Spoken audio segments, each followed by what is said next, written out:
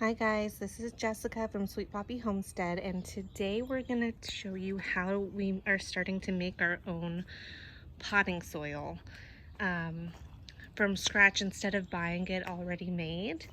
So I usually, before I started making my own potting soil, I would just buy potting soil from Home Depot. We always got the certified organic potting soil mixes, and I've noticed that these garden beds, these two right here, actually all three, we used potting soil for this.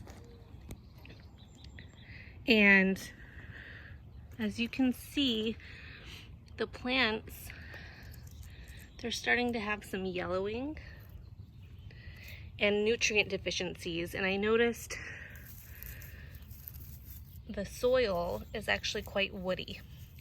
So I don't think we're getting very good quality in these potting soil mixes.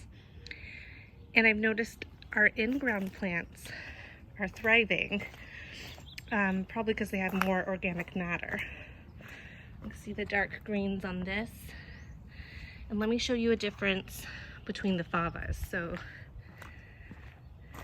these favas, they have that yellowing with the potting soil mix, and let me show you the favas that we have up front that were planted in the ground with just some compost on top.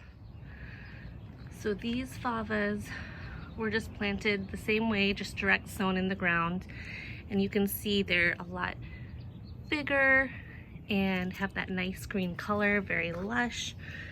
They're starting to produce more already, and this was just in the ground.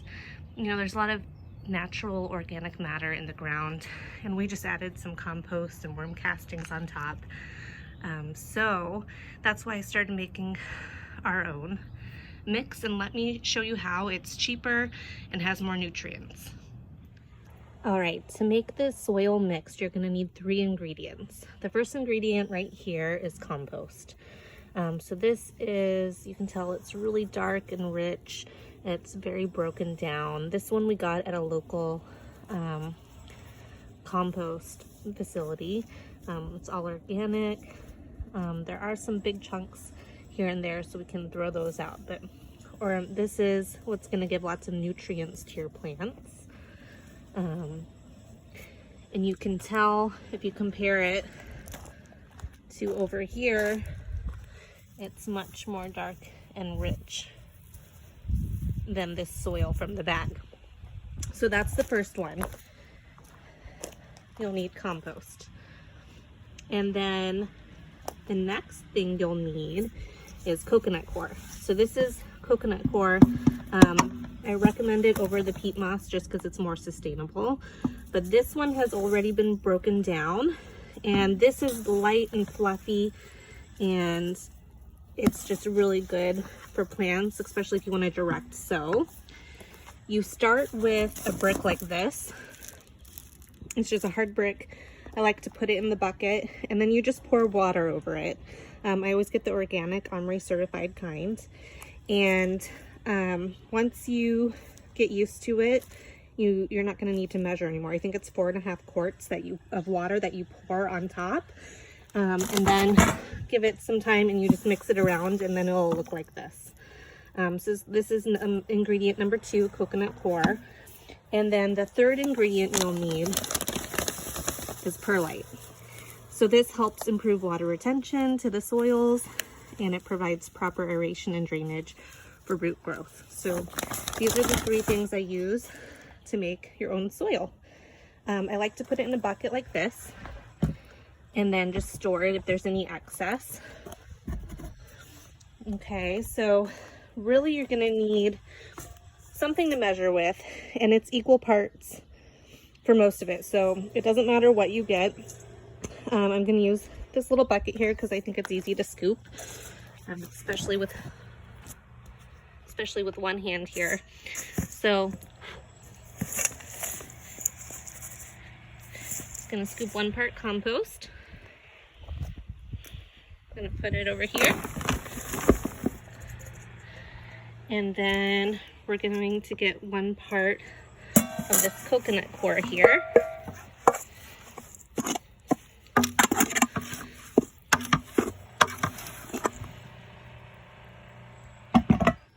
Okay, one part coconut coir. We'll dump that in. And then if you're starting a seed starting mix, you can do the same thing, but you would do, instead of 1 part coconut coir, 1 part compost, you would do 2 parts coconut coir, 1 part compost. And there's a lot of recipes out there for soil that say to use 1 part of this, so they're all equal parts. They're all equal in ratio, but I just like to sprinkle a little bit on top. I know some gardeners who just use the compost only and maybe a little bit of coconut coir, but I think this is a little bit better. We do have a lot of clay soil, so we're trying to break that up. We're going to do a video on that, but I'll show you how I just sprinkle this on here.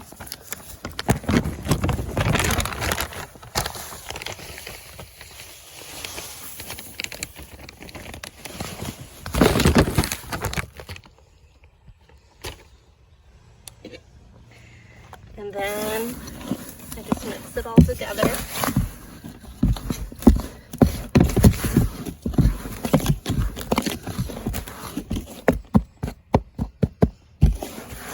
And now we have this nice, fluffy, organic rich compost.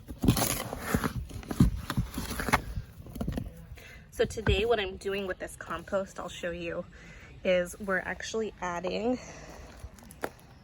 to the garden in this area. So this, when we moved in, it was a whole bunch of red clay and lots of crabgrass growing everywhere, and some fruit trees. And then we added some more fruit trees. So what we did here, and I'll show you in a separate video, is how to amend the clay soil. We added, you know, a layer of cardboard, actually several layers of cardboard, lots of wood chips, and removed the crabgrass before that.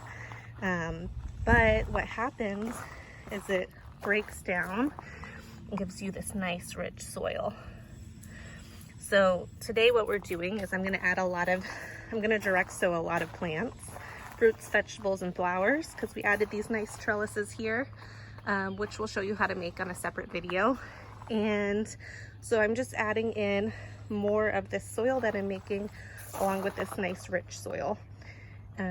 Yeah, so that's what I'm doing today. If you like this video, subscribe, comment below. I'd love to hear how you make your soil as well.